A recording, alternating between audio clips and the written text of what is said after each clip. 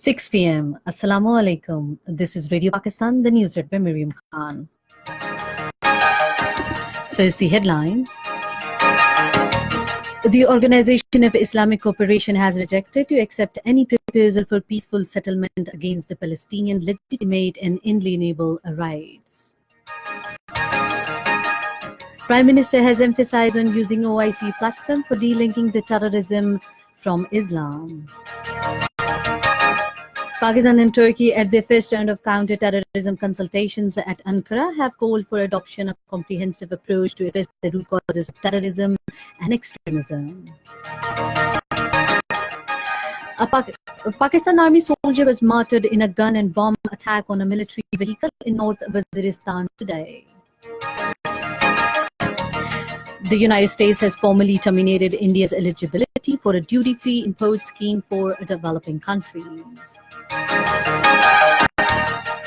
In the third match of ICC Cricket World Cup 2019 at Cardiff, Sri Lanka have set a victory target of 137 runs for New Zealand, while at Bristol, Afghanistan are batting first after winning toss against Australia. And now the news in detail. The Organization of Islamic Cooperation has renewed its commitment to Palestinian cause, saying that it opposes all illegal Israeli measures aimed at changing the fact in occupied Palestinian territories, including Jerusalem, and undermining the two-state solution. The OIC summit in its final settlement in Makkah today condemned any position adopted by an international body that support prolonging occupation of Palestinian territories, including a U.S. decision to recognize Jerusalem as Israel's capital. It urged member countries to take appropriate measures against the countries that move their embassies to Jerusalem. The OIC also rejected to accept any proposal for peaceful settlement that did not accord with Palestinian legitimate and inalienable rights. The summit also condemned the inhumane situation of Rohingya Muslims in Myanmar and asked it to halt the violence. Prime Minister Imran Khan has urged OIC to play an effective role in safeguarding the rights of Muslims and their religious sentiments. Addressing the 14th OIC summit in Makkah this morning, he said Muslim world must use the platform of Organization of Islamic Cooperation to link the terrorism with Islam. Terming the phenomena of blasphemy and Islamophobia in the West as a failure of the OIC, he said the organization's inability has led to delegitimizing the Muslim political freedom struggles, which were termed as Islamic radicalism. Imran Khan said the people of Indian-occupied Kashmir had been carrying out their political struggle for freedom, but after 9/11, it was also dubbed as Islamic radicalism and terrorism. Similarly, he said Israel started oppressing the Palestinians, calling their freedom movement as Islamic terrorism. The Prime Minister reiterated that there is no solution to Palestine issue except the two-state solution, with the East Jerusalem as the capital of Palestinian state. He said that the people of Indian-occupied Kashmir have not given up their rights to self-determination as had been governed by the UN Security Council's resolutions. Pakistan and Saudi Arabia have agreed to regularly exchange their views in all issues of a mutual interest. This decision has been made during the meeting between Prime Minister Imran Khan and Saudi Crown Prince Mohammed bin Salman on the sidelines of 14th Islamic Summit in Makkah Al-Mukarram. The two leaders also took stock of the current state of bilateral political, economic, and trade relations.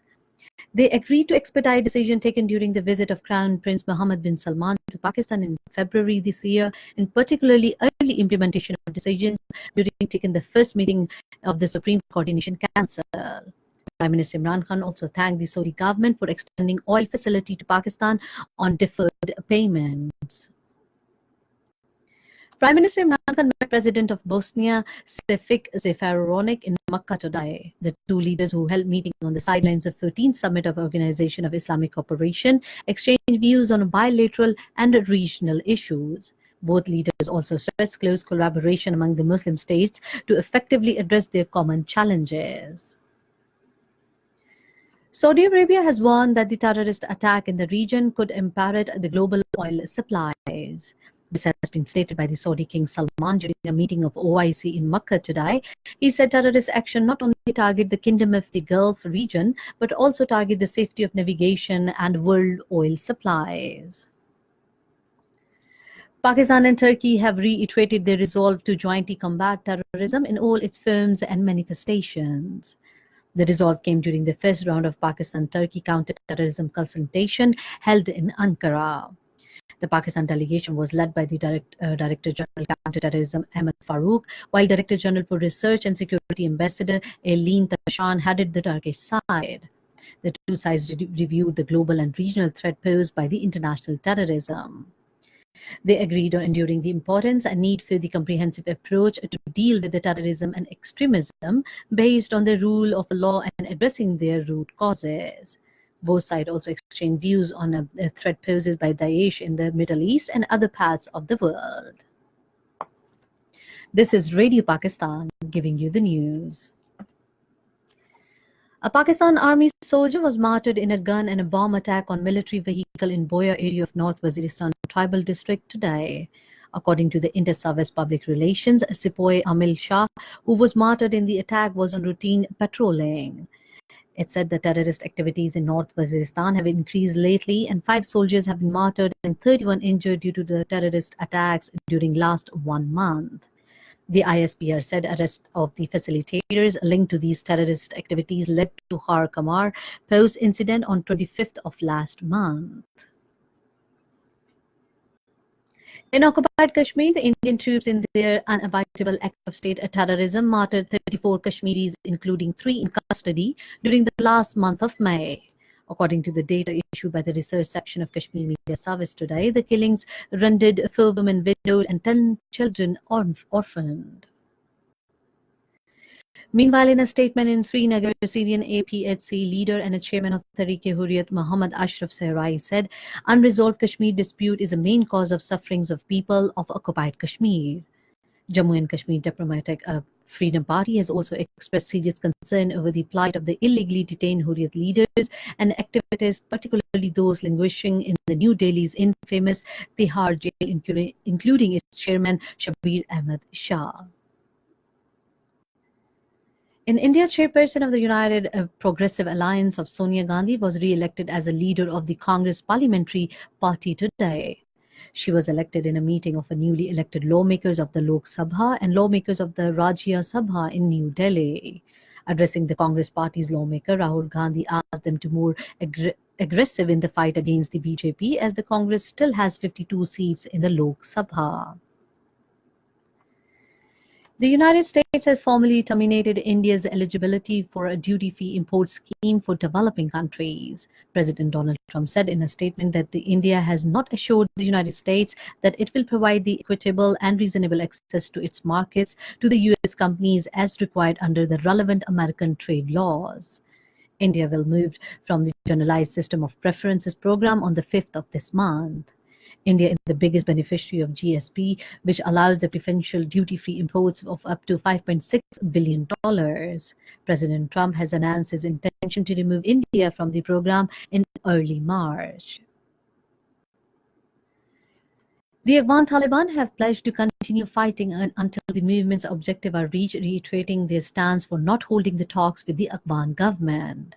In the annual message ahead of Eid al-Fitr, head of the Afghan Taliban Mullah Hayatullah Akhundzada reassured the Afghans that the Taliban wanted an end to decades of conflict and a government that represented all Afghans. In the third match of ICC Cricket World Cup 2019 at the Cardiff against the Sri Lanka, chasing a victory target of 137 runs, New Zealand were 59-0 in 8 hours a short while ago. Meanwhile, in the fourth match of ICC Cricket World Cup 2019 at Bristol against Australia, Afghanistan were 29-2 in 7 overs a short while ago. Earlier, Afghanistan won the toss and elected to bat first. And finally, the weather report. Mainly hot and dry weather is expected in most parts of the country during the next 12 hours. However, dust thunderstorm with the rain is expected at isolated places in Malakand, Hazara, Kohat divisions, Gilgit-Baltistan and Kashmir.